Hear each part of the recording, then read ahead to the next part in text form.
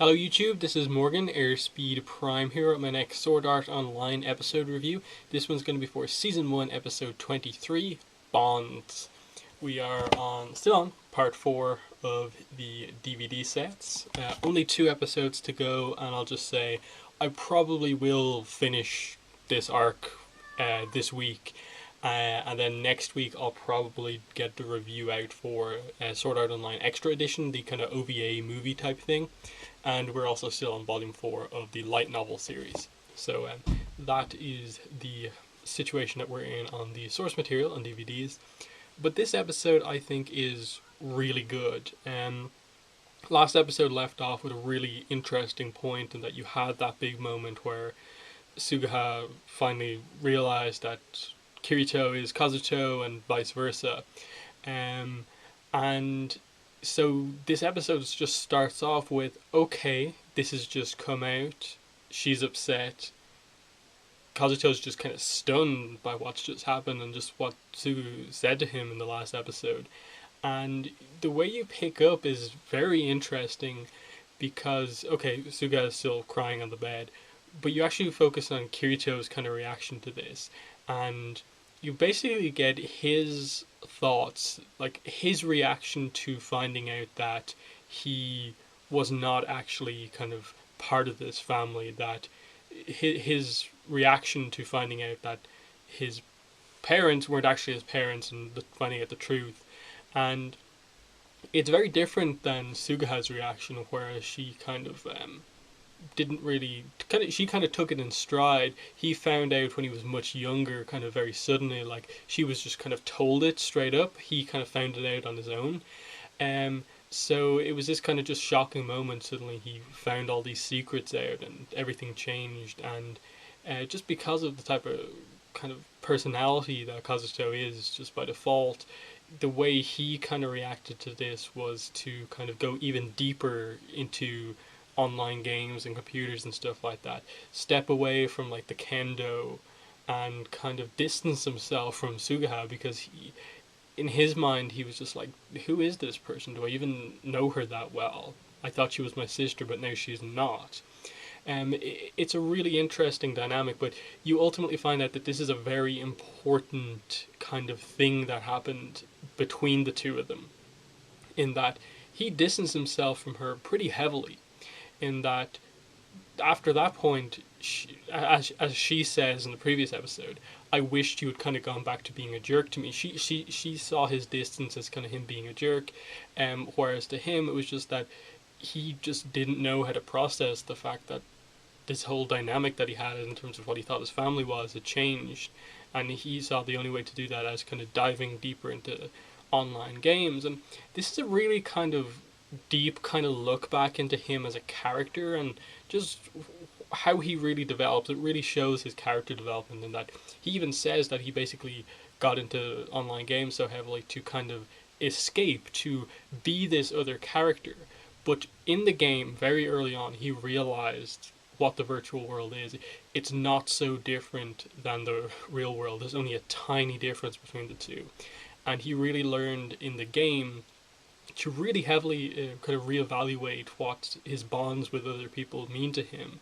And so when he woke back up after all the stuff that's happened, he kind of realized, I suppose, inadvertently what he kind of had done to Suguha in distancing her so much, which is why he was so happy, which is why he tries so hard. You see him trying harder and kind of being the kind of big brother figure to her in the early episodes.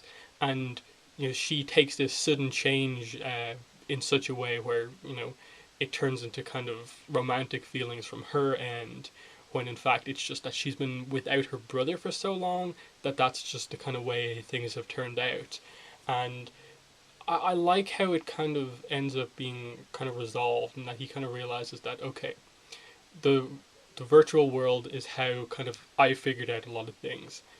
The two of us will sort this out in the virtual world, and he just says to her, we'll meet in this place in the game, please come. And I like how you have that buffer scene between Lifa and Rekon before the whole Kirito scene happens, because it really helps to diffuse what has become a really like intense series overall. Like the reveal at the end of the last episode just changed the kind of dynamic of the series, and that's super serious now. And this scene just helped to kind of lighten the mood and just put everything into perspective. In that the problem, the reason why Lifa Sugaha takes this so hard, is because she's bottled it up for so long and has just let everything out in just a few moments. Whereas with Rekon, he's very clear and upfront with his feelings, and he just basically comes out and says that he loves Lifa, and she punches him. He's coming on a bit forward and stuff like that. But she appreciates the fact that if she was more like him, she wouldn't be feeling the way she is right now. And I like how they don't just immediately set up that relationship like this is going to happen straight away. Even by the end of this whole arc, Lifa and Rekon aren't a couple or anything like that. Even in the real world, it's not the case. But I think there is a kind of hint that if there is going to be a relationship between Sugaha and someone, it probably will be him. And there will be some sort of a kind of moment of realization where she does realize that he makes sense as the person for her to kind of be with, because he does care about her a lot, and kind of she realizes how much he will do to kind of help her and stuff like that. So for one of the more minor characters in the series, it was interesting the kind of role he plays in this episode. Um, but from there we go to the kind of scene you get Kirito and Lifa, and the way they decide to resolve this at first is by a duel. That they're going to finish what they started in the real world. The duel that, yes, Sugaha won, but Kirito was weak. In the virtual world, they're more even in that Lifa has the better real world skills that will make her really strong in a fight, whereas Kirito has the virtual skills that have kind of transferred over into the real world, and so it makes sense that the fight would be more even here, while Kazuto is kind of still physically recovering his actual body. And the fight's kind of good at the start. They're kind of going for it, but you can sort of see immediately, just a few seconds in, that there's a lot of emotion here, especially from Lifa. She doesn't have her whole heart in the fight in terms of wanting to just win, and they just go for this kind of big final clash, and both let go of their swords and just kind of fall into this kind of hug embrace, and they just kind of at this moment just kind of apologize to each other. Primarily Kirito, which I think was important for him to do, just to say that he hasn't really come back from the game fully. That until Asuna comes back, he can't really be the person Sugaha needs him to be. And that he has relied on her a lot since he's come back to help him find Asuna. And things will be different when she's back, but until that moment, he hasn't fully returned and he needs her help. And I kind of like that as the kind of resolution to it, in that she kind of apologizes as well for just overloading him with her feelings at that moment at the end of the last episode. But he understands where it comes from, because he kind of is at fault for it at a base level, separating himself from her all those years ago, and then trying to just go on like nothing has happened since he's come back. But once Asuna is back, their relationship as kind of brother and sister can kind of, I suppose, properly continue. And that's the kind of resolution that we get kind of for now. We obviously get some more stuff towards the end of the series. But for now, this was just a kind of nice stopgap moment to just bring the two back together. They're working on stuff that it's going to help both of them to save Asuna, in that basically Lifa will get her brother back once Kirito gets Asuna back and stuff like that. So that was nice. And then the three of them, Lifa, Kirito, and Rekon, decide to raid the World Tree. That the three of them are going to do it. And I really do like the fight. Obviously, it's a little bit repetitive in that it is the same exact location, the World Tree, but it is different because you do have different people involved. Kirito now has someone to heal him during his time attacking these guardians. You have the two of them using some magic. Then Rekon kind of comes out to help. And what I like here is that Leafa now realizes the full extent of how real this situation is, that he is on a time limit because Asuna is trapped in the game, and she knows the full details now. Retcon hasn't been around Kirito enough to fully realize how intense he can get and how real this situation is. And so he just kind of sees that in Leafa and is kind of willing to put everything on the line for her, basically. And so that's why he does the whole dark magic kind of bomb move where he blows himself up, but it's a super powerful attack that kind of clears a path. Um, I really appreciate that they gave such a minor character such a kind of big moment of sacrifice that one shows his kind of devotion to Leafa and that's how much he cares about her. The fact that he can put aside these kind of in-game rivalries, I suppose, with Kirito to actually help him in this situation. Just that he would risk so much just to help her and stuff like that. So it was a kind of needed scene, and I thought it worked very well. But it kind of got across as well how against the odds they are, that despite this crazy attack, it just immediately closes back over, and then you're kind of like, oh no, they failed again. But then what was set up was that Sakuya and Alicia are coming back, and they arrive, and the whole army's there. They've used Kirito's money wisely, and just the Swordland music comes on. Really epic battle scene, with the guys on the dragoons fighting and stuff like that. It's just really big battle, with some great moments as Leafa then fully gets involved. She doesn't have to focus so much on healing because there's so many more people around.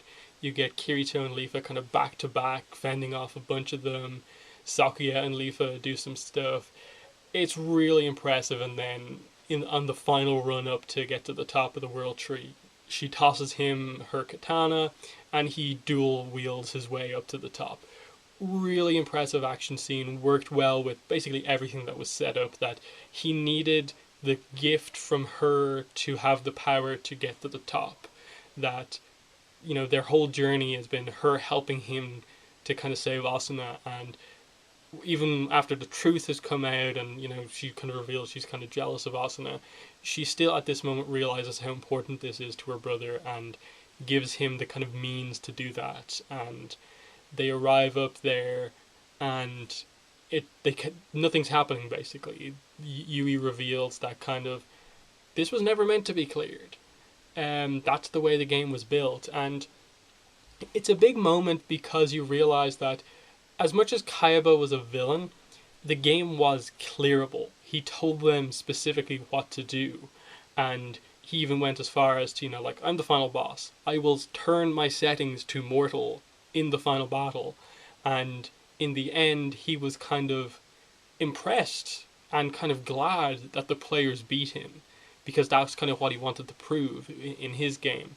Whereas our villain here has actively designed the game where the most important thing is unbeatable.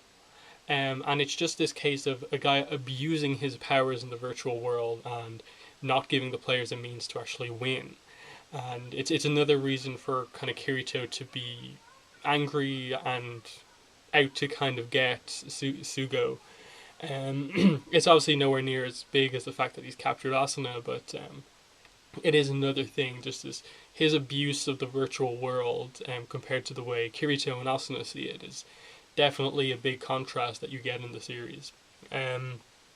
But yeah, the way we end the episode is obviously with them just, Yui uses the card, the GM card, and basically teleports Kirito into that, how would you call it, the kind of lab area basically that's in or around where Asuna is. So we're in basically the area where the game is going to end, or we're at the kind of final moment. So everything's in play for the last 2 episodes to kind of resolve this arc.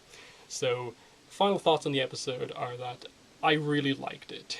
Really nice kind of, I suppose, getting the little bit of history about Kirito, his thoughts on the reveal about what happened with the parents, his reaction and how that changed him, how it explains a lot about his initial kind of character traits in the early episodes of the Aincrad arc, because you go back to explaining basically his origins with getting heavily into online games.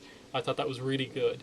I liked the kind of coming back together of Leafa and Kirito, and the way that was kind of resolved, and that they need to finish this quest before they can fully fix their brother sister relationship.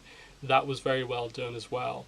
And then really cool battle to end the episode, and then it does a really good job of that kind of basically last episode before the final kind of group of episodes, of just leaving the series at this kind of perfect place, that the only reason that they're getting to this place is because Asuna has given them this key card that no other player would have. So they're kind of going into uncharted territory here. It's no longer just that from here on out they're going to encounter things in the game. They're going to be encountering, Sugo. He's going to be in charge of the game. It's going to be dangerous from here on out, but they're so close to getting Asuna. And the series overall has done an excellent job, I think, of building this kind of journey that they've gotten closer and closer throughout all the issues that have come up. But they're finally here, and they're going to get her back. So, like the episode, there was no scene with Asuna herself in the episode, but I think the focus had to be on the stuff that was set up from the episode before, so it made sense. But in the comments, let me know what your thoughts were on the episode and my review. Other than that, thanks for watching this review, and bye.